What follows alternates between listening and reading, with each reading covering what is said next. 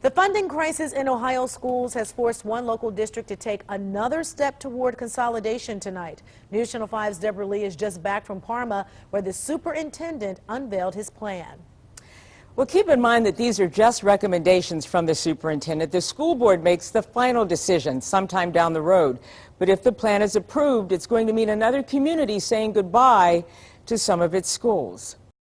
The Parma High School auditorium was packed tonight as Superintendent Jeffrey Graham presented his recommendations for consolidating the school district, closing 4 to 5 elementary schools, John Glenn, Pearl Road, Hannah, and State Road, and maybe even Wrenwood, depending on kindergarten enrollment. All 3 high schools would remain open with grades 8 through 12. I recommended this one because it had the lowest upfront cost, and we realized savings the quickest. And over the 5-year period, we saved the most money. The school closings would save the district $13.5 million in 5 years. If the school board approves the plan, it would go into effect in the 2012-13 school year. But reaction from parents tonight is mixed. I don't think 8th graders belong with 12th graders because some of them, they're 18, 19, 20 years old. They don't belong with 13-year-old kids. They're too young.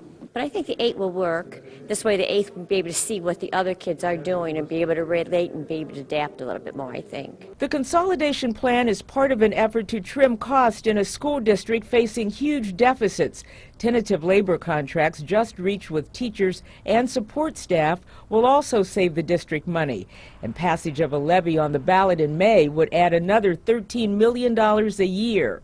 Even if this levy passes, we still need to cut $4 million out of our budget to get us 4 years. And part of that we're hoping to do through consolidation. By the way, those 8th graders would be segregated from the rest of the high school population. The school board hasn't set a date yet for a vote on these recommendations. Deborah Lee, News Channel 5.